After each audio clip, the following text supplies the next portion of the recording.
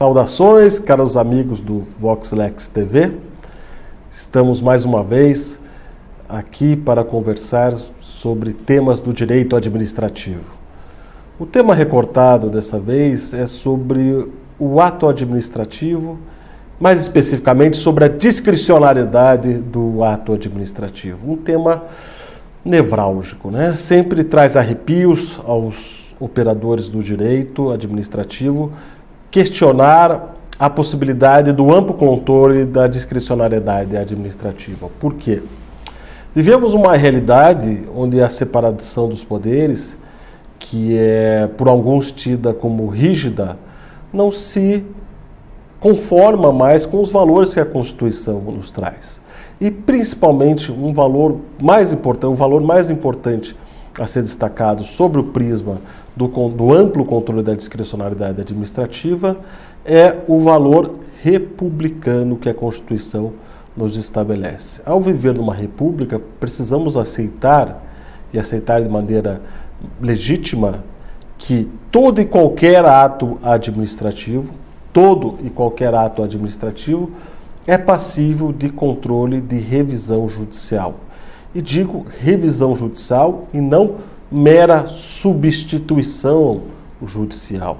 Separar essas duas ideias é fundamental para compreender que viver num regime republicano, estar sob a tutela de uma república, é imaginar que estamos num Estado que precisa agir de forma responsável e de forma responsabilizável.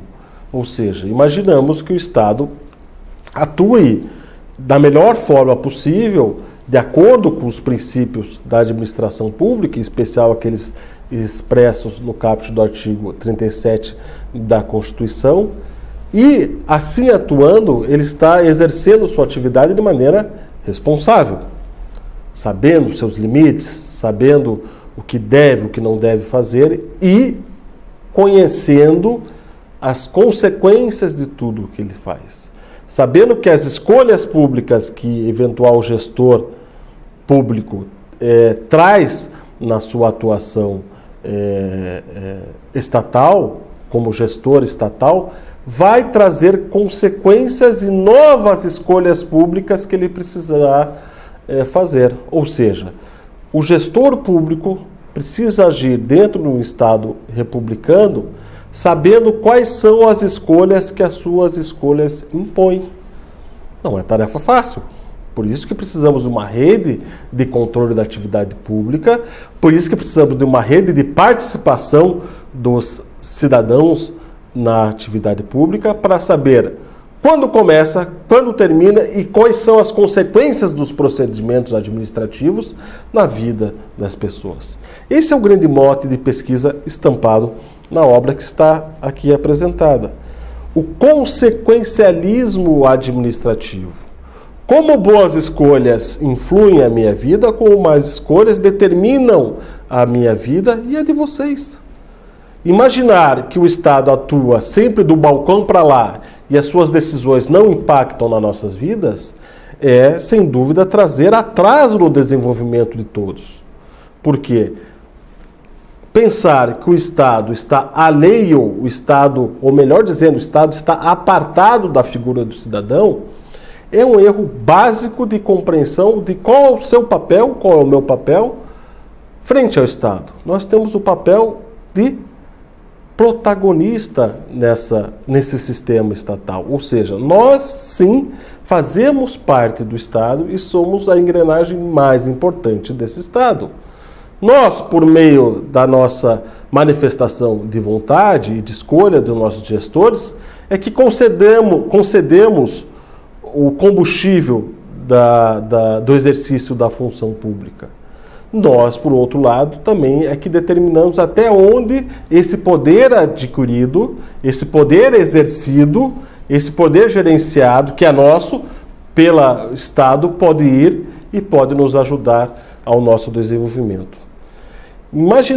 Pensar que toda essa atividade tem furos, tem buracos, tem zonas cinzentas que em destaque ao controle da discricionariedade administrativa, é ameaçar todo o sistema lógico, jurídico que estabelece o que devemos fazer para um desenvolvimento melhor e maior e o que o Estado deve fazer para um desenvolvimento maior e melhor de toda a sociedade que está ali sob a sua batuta. E não sou eu quem digo isso, é o artigo 3º da Constituição que estabelece os objetivos fundamentais da República. É o artigo 3º da Constituição que estabelece, né, a promoção do cidadão e a diminuição das desigualdades sociais, raciais, uma sociedade mais justa, igualitária e solidária. Ou seja, temos um papel crucial para que isso ocorra e para que isso concretize. No destaque que estamos fazendo aqui, esse papel, a cobrança nossa é, sim, poder ter a confiança, poder ter a tranquilidade que teremos um representante do Estado, que é o Estado juiz, que poderá nos ouvir, poderá sanar as nossas dúvidas como resposta final, respeitando o que está na Constituição, no artigo 5º, inciso 35, que traz o princípio da inafastabilidade da tutela jurisdicional. Agora, dizer que existem alguns atos políticos, uns atos administrativos técnicos, tal que o judiciário não pode tocar, é rasgar valores básicos que estão nos protegendo dentro da Constituição. Imaginar que o judiciário não pode analisar e, se encontrar alguma ilegalidade, questionar aquele mérito e determinar que aquele mérito representa um demérito administrativo, é nos deixar órfãos de proteção frente àquele que está exercendo um poder maior do que o nosso, porque ali está o nosso poder, ali está o poder concentrado que advém da nossa vontade individual. Ou seja, todas as nossas vontades manifestadas, nossas capacidades de determinar o que fazer ou não fazer, está concentrada na mão do Estado. Logo, o Estado tem vários pedaços dessa capacidade de determinar o que fazer ou o que não fazer, e assim tem um poder de fazer e não fazer. Só que só é legítimo esse poder se ele utilizá-lo, se ele exercer esse poder em nosso nome e para promover o nosso desenvolvimento. Se começa a abrir buracos, zonas cinzentas no exercício desse poder, a legitimidade vai caindo por terra. É o que tratamos na discussão sobre ato administrativo e interesse público. O grande exemplo, apenas para ilustrar aqui e para finalizar essa nossa primeira conversa sobre o assunto, é imaginar que um professor dentro de sala de aula aponta um quadro negro, que na verdade é verde, e diz que esse quadro negro é vermelho. E assim determina. Esse quadro negro, que na verdade é verde, é vermelho.